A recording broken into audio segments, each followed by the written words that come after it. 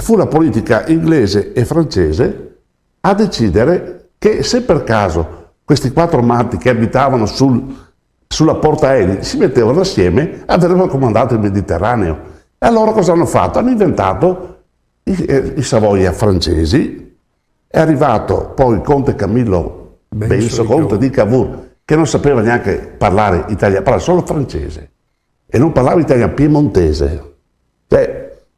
Entriamo in questo, se cominciamo a rivedere la storia, quello che viene proposto, diciamo, da Indipendenza Veneta non è una follia. Tanti tentano proprio di farla passare come follia, ma non lo è. Molti ci dicono che siamo dei visionari, ma voglio dire, lo ricordiamo sempre, che la Repubblica Serenissima ha avuto 1100 anni di storia, e quando qualcuno mi dice, anche dei nostri ogni tanto mi fanno delle critiche, ma non possiamo mischiare la politica con la cultura. No, guardate che è il contrario, perché noi nasciamo soprattutto da una base culturale. Se non ci fosse questa storia che viene raccontata e viene studiata in tutta Europa, la storia della Serenissima, tranne che in Italia, io non sarei qui stasera, perché non mi interesserebbe assolutamente nulla di schierarmi a destra o a sinistra, che tra l'altro sono termini ormai obsoleti e a mio avviso anacronistici, proprio per la storia.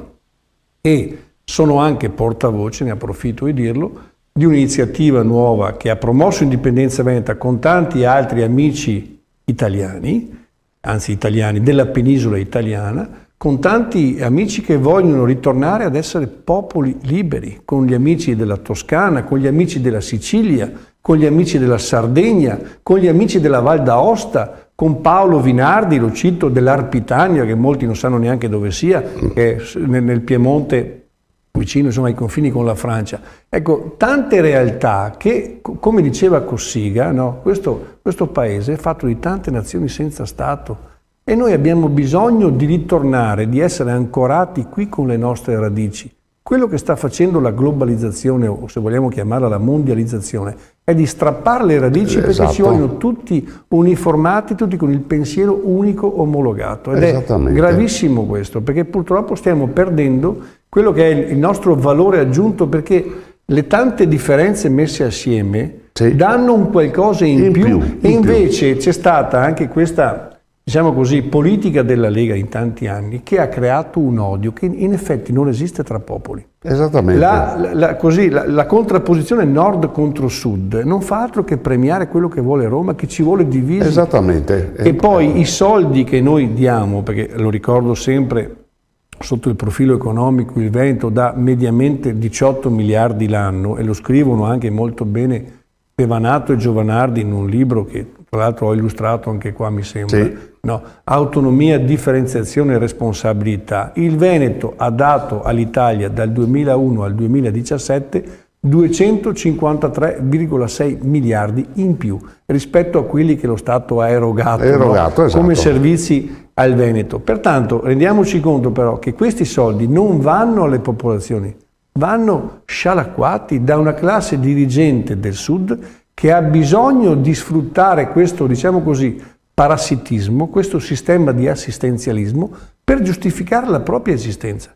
E poi vediamo che nonostante vi siano sostanzialmente delle equità nella distribuzione anche delle risorse per così far funzionare la sanità, se possiamo dire far funzionare, anche se adesso è molto difficile anche qui in Veneto.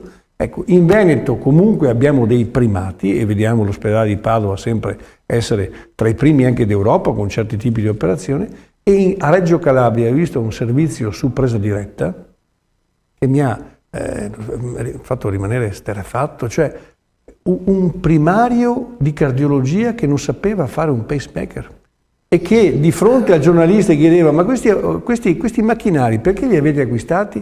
E sapeva nemmeno di cosa si parlasse, e aspettiamo i tecnici. Cioè tu sei colui che dovrebbe dirigere un gruppo e non sa nemmeno che cosa deve fare. E fatture pagate 2 volte la stessa fattura, con un funzionario, un magistrato della Corte dei Conti che è andato lì a visionare e non sapeva fare il buco. dovrebbe oscillare tra i 300 e i 500 milioni di Dovrebbe. euro, come se 200 milioni di euro fossero niente, no? Sì. Ma dovrebbe, perché non hanno neanche i bilanci scritti, sono orali. Ma ripeto, fatture pagate 2 volte, la stessa fattura. Sì, E questa è l'Italia che poi, no, ma abbiamo i grandi magistrati che vengono in Veneto, no, a dire attenzione perché qua noi abbiamo avuto una grande assessore Silvia Nizzetto a Treviso che voleva fare un corso di lingua veneta e c'erano quelli dei 5 Stelle e della sinistra che dicevano no, attenzione perché non si possono buttare via dei soldi per insegnare la lingua veneta o spendere 5.000 euro, capito? Perché questa è l'Italia che viene a controllare i veneti che spendono 5.000 euro e poi non dice nulla sui miliardi che vengono scialacquati dallo Stato italiano dandoli a regioni che poi di fatto sono governate dalla mafia, dalla 'ndrangheta, dalla camorra. Ma quel che è peggio